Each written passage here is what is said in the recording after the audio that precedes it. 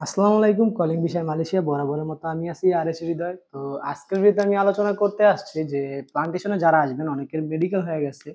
তো এখন তারা আমাকে কল করে বা কমেন্টে একটা কথা বলতেছেন যে ভাই মেডিকেলের কতদিন পর মালয়েশিয়ার ভিসা আছে।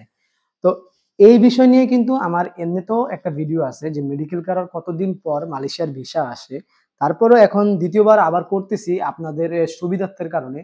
কারণ ওইখানে কলিং ভিসার যে মেডিকেলটা ওইটার পর কলিং কতদিন পর আসে ওইটা নিয়ে আলোচনা করছিলাম। তো যেহেতু এখন প্লান্টেশনের ভিসাটা খোলা, বর্তমানে সেক্ষেত্রে অনেকের একটা কোয়েশ্চেন জানার ইচ্ছা যে ভাই মেডিকেলের কতদিন পর আরকি অ্যা ভিসা আসে? তো এর মধ্যে কিছু ভাই কমেন্ট করছেন যে ভাই প্লান্টেশন তো এখনো কর্মী আসতেছে না। তো তারা আসবে কবে বা আ কতদিন লাগতে পারে তাদের আসতে? তো আজকের ভিডিওতে এইসব নিয়ে আমি বিস্তারিত আলোচনা করব। তাই সবাইকে বলব ভিডিওটা মনোযোগ সহকারে শুনবেন। আর তারপর মন্তব্য করবেন, তারপরে কমেন্ট কইরেন।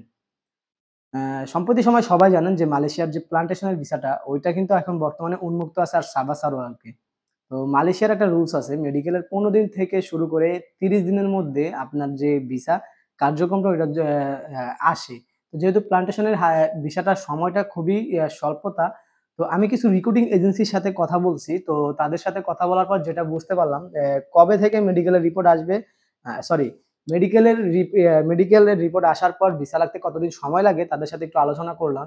তো আমার কাছে অনেক বিশ্বস্ত এজেন্সি আছে। আমি কিন্তু আপনাদেরকে অনেক আগে বলছি যদি কারো মালয়েশিয়ার নতুন আসতে চাচ্ছেন প্লান্টেশন এর ভিসায় সেক্ষেত্রে আমার সাথে যোগাযোগ করতে পারেন বা যদি অন্যথা অন্য কোনো ভিসা খোলে সেক্ষেত্রেও যোগাযোগ করতে পারেন। তো আমি আপনাদেরকে চাইলে এজেন্সির নাম্বার এবং একটা বিশ্বস্ত এজেন্সি আমি আপনাদেরকে একটা সাজেস্ট করতে পারি।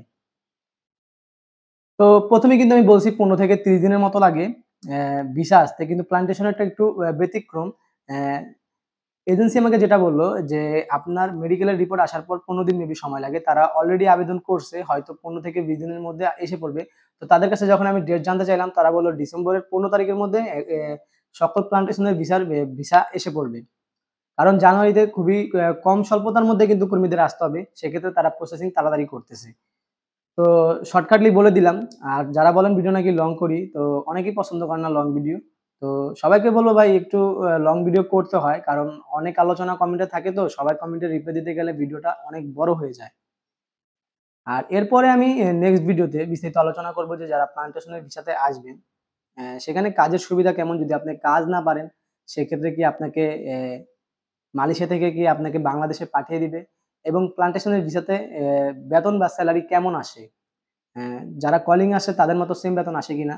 তো এইসব বিষয়ে আমি বিস্তারিত আ আগামী ভিডিওতে আলোচনা করব। আর সবাই কমেন্ট করবেন আপনাদের কোন ধরনের কোয়েশ্চেন বা কোন মালয়েশিয়া সম্পর্কে কোন ধরনের বিষয় যদি আপনাদের জানার ইচ্ছা থাকে, অবশ্যই আমাকে কমেন্ট করতে পারেন।